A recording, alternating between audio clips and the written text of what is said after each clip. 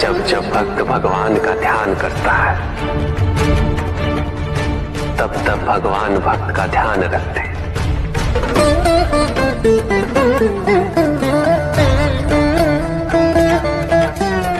किंतु जिस क्षण भक्त भगवान का ध्यान नहीं करता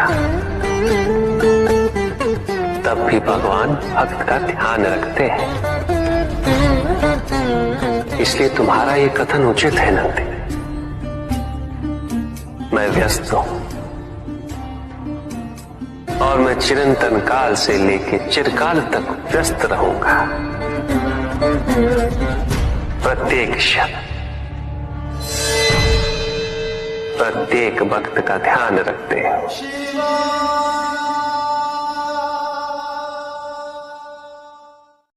एक भक्त सदैव ये जानकर विश्राम करे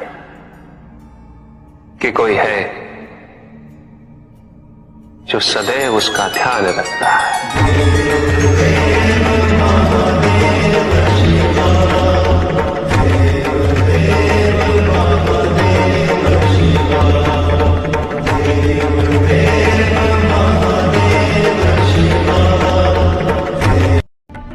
प्रभु, यदि आप स्वयं यहाँ कैलाश में उपस्थित हैं, तो प्रतिदिन का संध्या काल पूजन आपके समक्ष क्यों नहीं होता है? पूजित का साक्षात सामने होना मन को भटकने नहीं देता, किंतु जो सच्चे भक्त हैं भगवान तो उनके मन में, उनके हृदय में निवास करते हैं।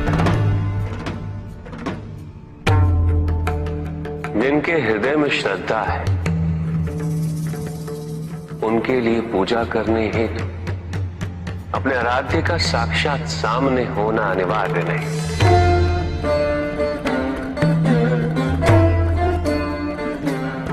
वो तो अपने मन के नेत्रों से प्रतिपल उनके दर्शन पा रहे हैं।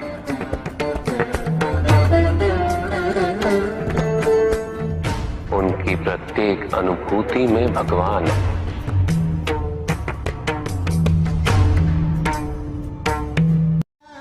सुख आंतरिक होता है, संतोष आंतरिक होता है।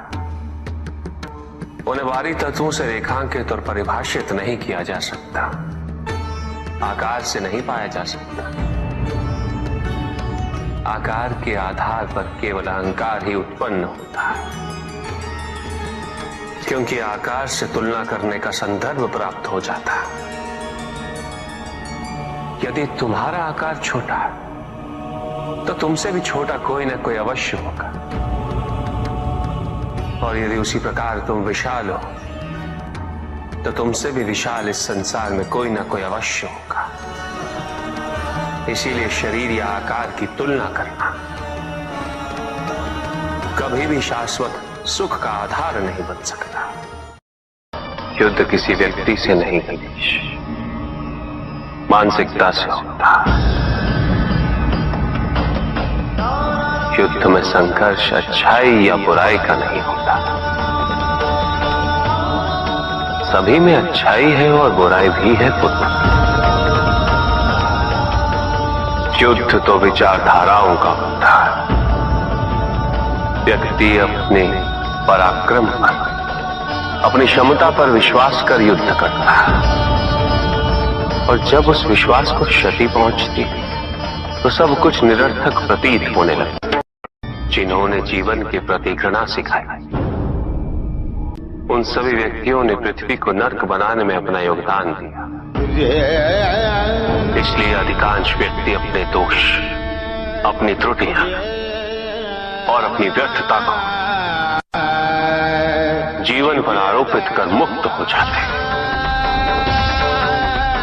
उन्हें लगता है कि जीवन ऐसा ही होता है और उसके समक्ष वो विवश। वो ये नहीं समझते कि वो जिन प्रवृत्तियों को लिए वो प्रवृत्तियां दुख को जन्म देने वाली वृत्तियां हैं। वो अपनी अज्ञानता के गहराई से अनुभवी है और वो अपने अहंकार में ये स्वीकार नहीं कर पाते कि वो तो कुछ जानते हैं, अहंकार सर्वज्ञता का भ्रम उत्पन्न करता है। शिक्षा क्या होती है प्रभु? हम आपसे जानना चाहते हैं। मनुष्य की अंतर्निहित पूर्णता को उजागर करना ही शिक्षा है। समस्त ज्ञान, चाहे वो लौकिक हो या आध्यात्मिक, मनुष्य के साथ ही रहता है, परंतु अज्ञानता के आवरण के कारण वो स्पष्ट नहीं होता। शिक्षा केवल उस आवरण को हटाने का कार्य करती है। अब प्रश्न ये उठता है कि वो आवरण हटता कैसे? कैसे महादेव? चकमक पत्थर के अंदर छिपी अग्नि तभी प्रकट होती है जब कोई उस पत्थर में घर्षण उत्पन्न करता है। वैसे ही व्यक्ति में घर्षण उत्पन्न करने वाला गुरु होता है, जो अज्ञानता दूर कर मनुष्य को स्वयं से मिलाने का प्रयास करता है।